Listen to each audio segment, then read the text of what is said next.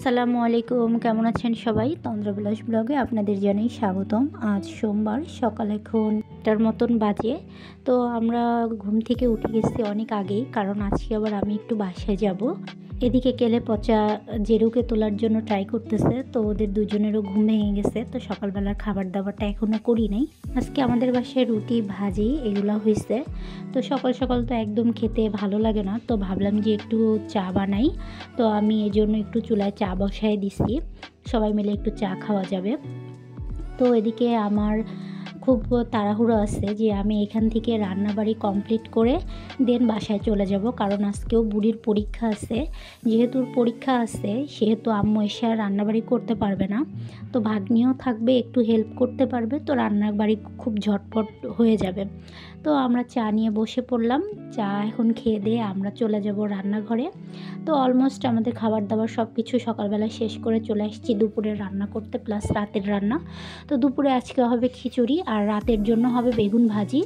মূলা দিয়ে হচ্ছে পুঁটি মাছ, এটা পাবনার বিখ্যাত খাবার। সাধারণত শুধু পাবনাই না, পাবনা জেলার আশেপাশেও অনেকে এটা এখন পছন্দ করে বা খায়। এটা আমাদের কাছে ভালো লাগে আর কি, আমরা খেতে পছন্দ করি। আপনারা কে কে মূলা দিয়ে পুঁটি মাছ রান্না পছন্দ করেন আমাকে অবশ্যই কমেন্ট করে জানাবেন। আর যথারীতি আমি বেগুন ভাজিটা ওই যে আপনাদেরকে দেখিয়েছিলাম এর আগে, মনে আছে কি না, আমি ওইভাবে বেগুন ভাজিটা করব। তো এখন আমি এখানে পুঁটি মাছের রান্নার জন্য পেঁয়াজটা তেলের উপর দিয়ে এখন এটাকে একটু ভেজে নিব। এটা ভাজতে ভাজতেই মনে পড়ছে যে বাসায় গেলে তো আবার আমাকে একা একা সব কিছু করতে হবে। আমার আবার একা একা দিন শুরু হবে, একা একা নিজের খাবার তৈরি করা। তখন তো আর আম্মুকে পাবো না ওইভাবে, নিজের কাজ নিজেকেই করতে হবে। আর এখন দেখতেছি ছেলেটা ঘুম থেকে একদম সকালবেলা উঠে পড়ে, তো ওর সাথেও ঘুম থেকে আমাকে অনেক সকালবেলায় উঠতে হবে। তো সব কিছু মিলায় একটু কেমন জানি লাগছে যে ঠিকঠাক মতো পারবো কি না। শীতের সকাল, এত সকাল সকাল ঘুম থেকে উঠতেও ইচ্ছা করে না। তারপরেও কিচ্ছু করার নেই, যেহেতু মা হয়েছি কিছু তো দায়িত্ব থাকবেই বাচ্চার উপর। তো সেগুলো তো পরিপূর্ণ করতেই হবে, না হলে নিজের কাছেও খারাপ লাগবে বা বাচ্চাকে কী বলবো। দিন শেষে যদি নিজের কাছে রিফ্রেশমেন্টই না লাগে যে আমি সব কিছু প্রপারলি করলাম, এটা যদি আমি ভাবতে না পারি তাইলে তো সেটা সমস্যা। তো এই জন্য ভাবলাম যাই হোক, মা যখন হয়েছি তখন আমাকে আমার দায়িত্বগুলো ঠিকঠাক মতো পালন করতে হবে। তারপরে তো আরও 2টা পোনাপান, এদের দায়িত্ব আমাকে নিতে হবে। তো চেষ্টা করি যতটুকু করা যায়। পুরাটা করে উঠতে পারি না, জানি যে এই সংসার ওই সংসার 2 সংসার করা আমার জন্য টাফ। তারপরে আম্মু আছে, এদের জন্য একটু রিল্যাক্সে থাকি। তারপরেও মন চায় যে আসি, ওদের বেশি সময় দিই। কিন্তু দেখা যায় নানান ব্যস্ততার কারণে তেমন একটা হয়ে ওঠে না।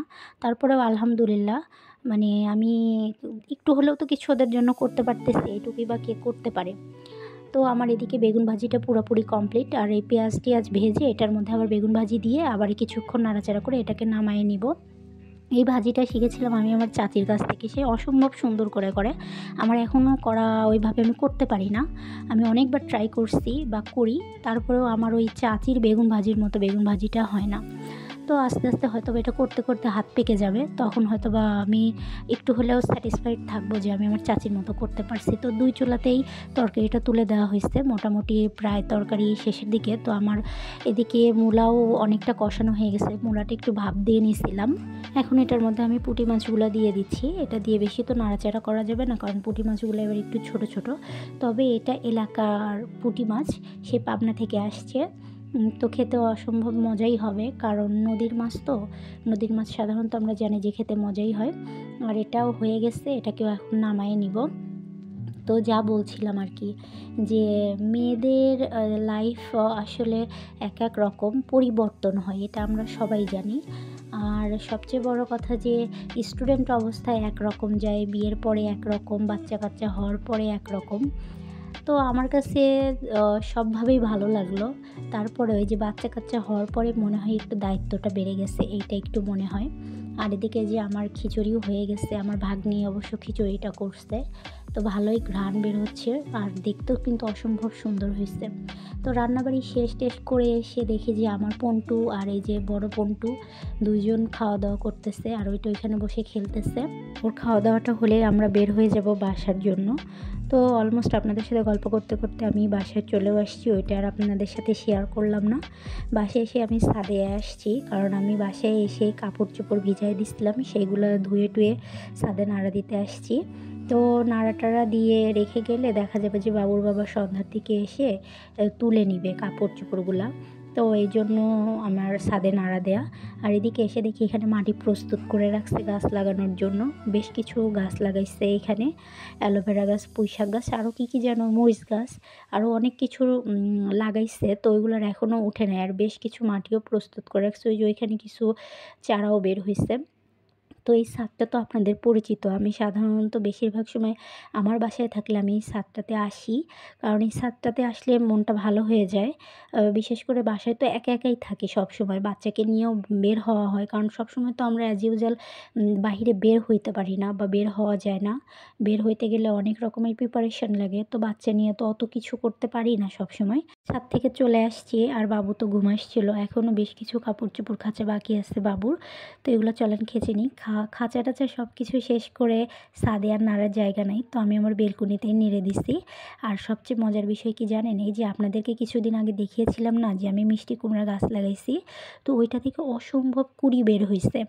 আল্লাহ জানে যে মিষ্টি কুমড়া হবে কি হবে না আদৌ, কিন্তু এত পরিমাণ কুড়ি আসছে, আমি তো প্রচণ্ড আশাবাদী যে হবেই হবে। কিন্তু আল্লাহ জানে, যদি কপালে থাকে অবশ্যই হবে, আর না হলে তো কিছু করার নেই।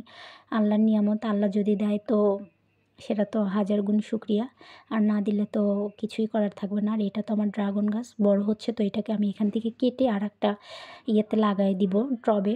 বাসায় না থাকার কারণে গাছপালাগুলোরও যত্ন আত্তি করা হয় না তেমন একটা। সারাটা দিন অনেক ব্যস্ততায় গেল। তো এখন আমি আবার চলে যাচ্ছি আপুর বাসায়। তো আজকে আর বেশি দূর ভিডিও করছি না। সবাই ভালো থাকবেন, সুস্থ থাকবেন, সাবধানে থাকবেন।